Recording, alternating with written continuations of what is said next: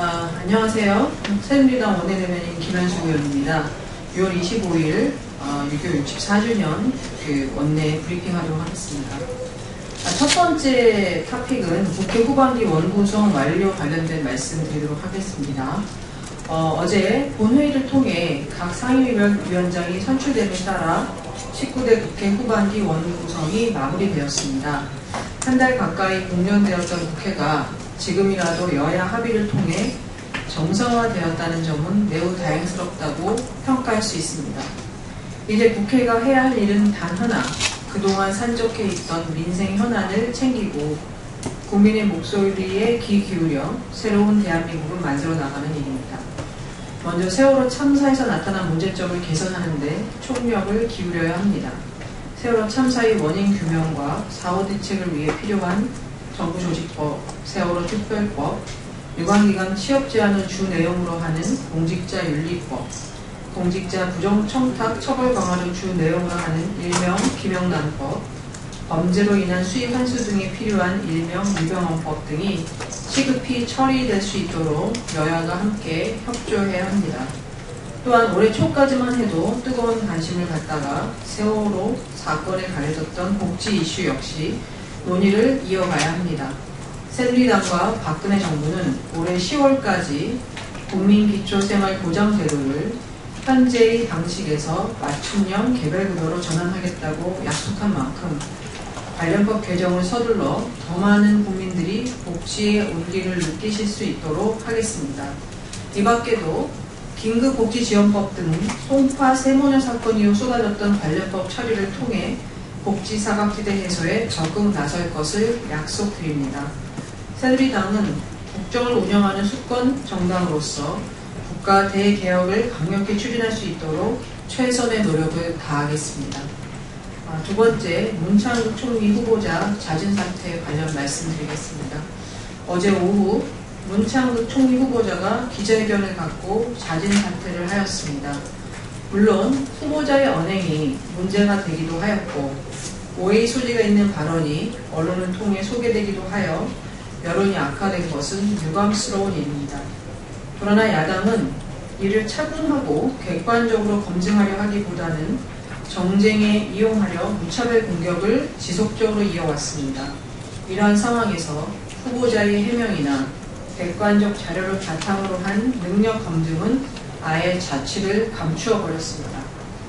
그럼에도 불구하고 야당은 일말의 책임조차 느끼지 못하는 모양입니다. 새정치민주연합 안철수 공동대표는 상식이 있다면 내일 임명동의안을 제출하지 않기 바란다며 자진사퇴를 종용했고 인사청문회 위원장으로 내정된 한 의원 역시 국민인사청문회는 이미 끝났다며 국회의 공식적인 인사청문회가 열리지 않기를 바란다는 의사를 내비쳤습니다. 새정연의 한 원내대변인은 청와대도 더 이상 오락가락하지 말고 인사청문 요청서를 국회에 보내지 말기를 바란다며 대놓고 요청서 제출을 반대하였습니다. 그런데 이에 등 떠밀려 후보자가 극심한 심적 고통 속에 자진 사퇴를 하자 인사청문회 요청이 오면 청문회를 개최할 계획이었다며 청문회를 개최할 계획이었다며 야권이 후보자 사퇴에 책임이 없다고 발뺌을 하고 있습니다. 한 입으로 두말하는 무책임한 모습이 아닐 수 없습니다. 이제는 한술 더 떠서 청와대 비서실장에게 인사 문제의 책임을 지고 물러나라는 여론몰이까지 나서고 있습니다. 문창극 후보자의 자진 사퇴는 조규혁 신념과 가치관에 대한 일부 언론의 왜곡 보도와 이에 편승한 야당의 정치 공세에 기인한 것이지 부동산 투기, 비리 연루, 위장 전입 등 도덕적 훈결 때문이 아니지 않습니까? 인사청문회조차 치르지 못한 인사를 청와대 비서실장이 무조건 책임지라 하는 것은 어불성설입니다. 국회 인사청문회는 법으로 정한 절차입니다. 국무위원 후보자가 그 자리에 적합한 인물인지, 전문성은 갖추고 있는지, 국정 운영에 대한 어떠한 소신을 가지고 있는지 객관적 자료를 근거로 검증할 수 있는 공식적인 자리입니다. 그런데 이러한 절차를 무시하고 여론 재판식의 인신공격을 계속한다면 이는 대의민주주의를 약화시키는 결과를 초래할 것입니다. 이제 8명의 장관 후보자 인사청문회가 기다리고 있습니다. 야당은 이에 적극 협조하여 국민들께서 합리적으로 판단하실 수 있는 기회를 만들어 드려야 할 것입니다. 다음은 새누리당 민생종합상황실 운영 관련해서 좀 말씀드리도록 하겠습니다. 새누리당은 세월호 사건 이후 침체된 민생경제를 꼼꼼히 점검하고 이를 정상화할 수 있는 방안을 마련하기 위해 민생경제종합상황실을 열고 지난 6월 10일 첫 번째 회의를 열어 상황실 운영 등에 대해 논의하며 본격적인 활동을 시작했습니다. 이후 6월 17일 열린 두 번째 회의에서는 주가, 환율, 부동산, 복지 등 분야별 경제 상황을 점검하고 국제 유가 상승 및 원화 강세, 고용 증가세 둔화 등 대내외 리스크 요인을 철저히 관리해 줄 것을 정부 측에 요구하였습니다.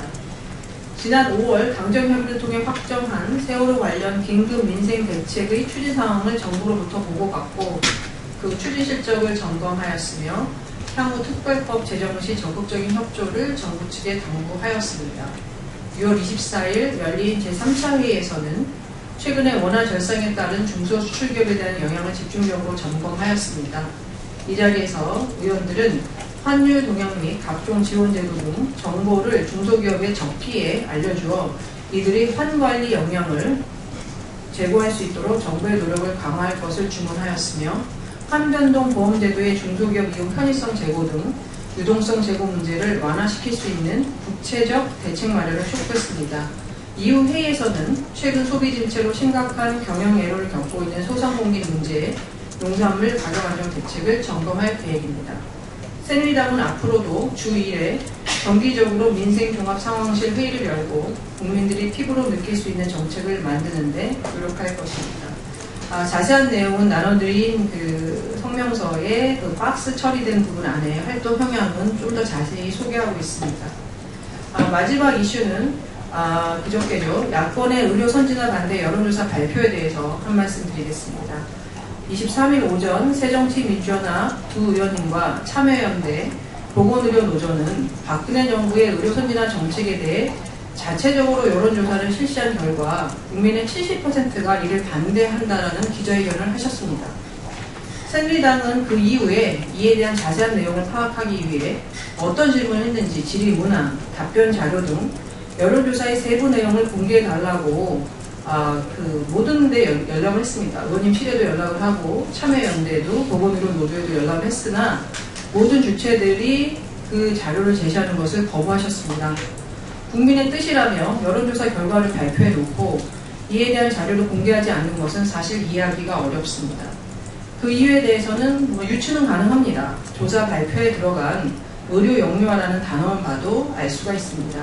2006년 노무현 정부가 의료법인 영리와 폐 환자 유치 등을 추진하기 위해 만들었던 보고서의 이름은 의료산업 선진화 전략이지 않았습니까?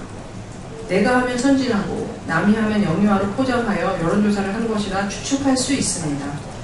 정책의 내용에 대한 합리적이고 건강한 토론은 언제든지 국회 내에서 환영하지만 오늘과 같은 국민 분열용 미니 호도용 여론조사는 용납할 수 없습니다.